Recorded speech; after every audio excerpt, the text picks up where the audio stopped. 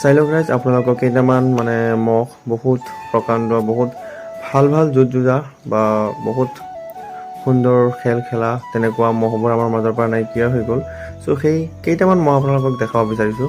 চ' যিহেতু বহুতকেইটা মহ আমাৰ মাজৰ পৰা নাইকিয়া হৈ গ'ল, সকলো মহৰ প্ৰতি আমাৰ মানে কথা মনত পৰে, কিন্তু হ'লেও কেইটামান মহৰ কথা চবতকৈ বেছি মনত পৰে। ইয়াৰ ভিতৰত চবতকৈ বেছি মনত পৰা মহটো হ'ল এয়া মুনিয়া আলী মহটো, মানে চুলেমান আলী মহটো। চ' ইয়াক নাজানো কিয় মোৰ বহুত বেলেগকৈ পচন্দ লাগে, পচন্দ কৰা মহটো আছিলে, বহুত সুন্দৰ আছিলে। ইয়াৰ শিং আৰু ভৰি বা চাইজ বেলেগ লাগিছিলে মোৰ তাত। চ' মহটো নাই, থাকিলে হয়তো এইবছৰ যিকোনো মহক যিকোনো ফিল্ডতে হৰুৱাব পাৰিলে হয়। বহুত এটা ভয়ংকৰ মহ আছিলে। চাওক আৰু চাওক, তাৰপিছত বহুত মনত পৰা এটা মহ হ'ল টিঙিয়ালী দলবাৰী মহটো। ডাঙৰ মহটো যিটো ৰেড বল নামেৰে পৰিচিত আছিলে, আৰু ইয়াৰ যুঁজ ইমান খাতাৰনাক আছিলে। চ' ইয়াৰ বিশেষকৈ যুঁজ যিখন লগাইছিলে বাবুলাল নাথৰ মহটোৰ লগত, সেইখন যুঁজ মানিবলগীয়া যুঁজ আছিলে, বহুত আকৰ্ষণীয় এখন যুঁজ আছিলে। আৰু লগতে চেম্পিয়নৰ লগতো বহুত সুন্দৰ যুঁজ যুঁজিছিলে। তেনেকৈ ৰকম শ্বাহ দলবাৰীৰ মহটোৰ লগতো যুঁজিছিলে। আৰু ইয়াৰ প্ৰতিখন যুঁজ বহুত সুন্দৰ আছিলে। চ' যুঁজৰ কাৰণে বহুত, যদিও কেতিয়াবা বহুত যুঁজত হাৰিছিলে, কিন্তু হাৰিলেও ৰাইজৰ মন জয় কৰিবলৈ সক্ষম হৈছিলে।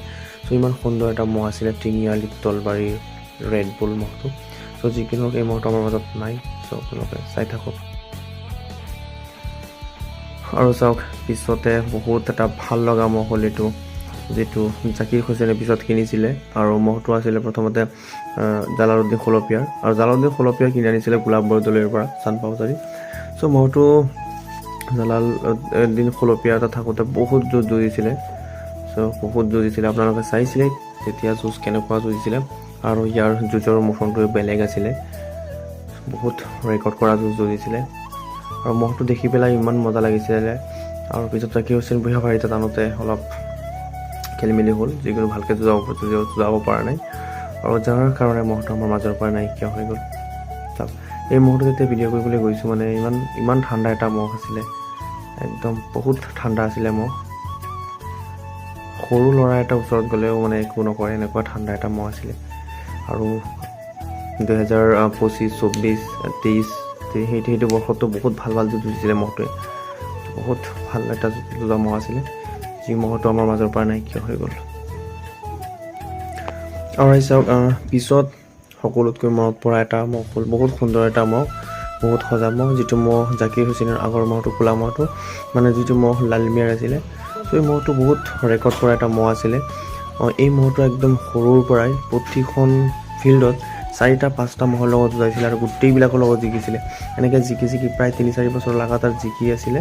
আৰু শেষত গৈ পেলাই প্ৰথমবাৰ ই হাৰিছিলে চ'তত বয়স থাকোঁতে জালালুদ্দিন খলপীয়াৰ যিটো কোলা মহ আছিলে ডাঙৰটো, তাৰ লগত প্ৰথম বঙৰপাৰা যুঁজখনত নেকি প্ৰথমবাৰ হাৰিছিলে।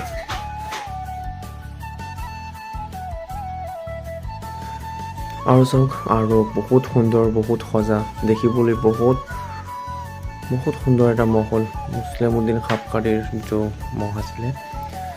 সেই মহটো আমাৰ মাজৰ পৰা নাইকিয়া হৈ গ'ল। চাই লওক, কি সুন্দৰ এটা মহ আছিলে, শিঙৰ ঘাটি ইমান মজা আছিলে, আৰু স্বাস্থ্য পাতি কি ধুনীয়া বনাই ৰাখিছে চাইছেনে। আৰু এনেকুৱা এটা সুন্দৰ মহ আমাৰ মাজৰ পৰা নাইকিয়া হৈ গ'ল। আৰু এই মহটোৱে বহুত ভাল ভাল যুঁজ যুঁজি আছিলে 2024 বৰ্ষত, 2023 বৰ্ষত বহুত সুন্দৰ সুন্দৰ যুঁজ যুঁজিছিলে।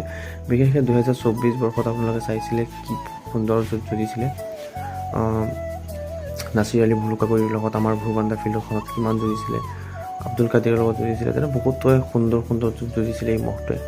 আৰু পিছত 2025 বৰ্ষত নচৰ আলী মহটোৰ লগত হাৰি গৈছিলে, আৰু যাৰ কাৰণে নেকি মহটো আমাৰ মাজৰ পৰা নাইকিয়া।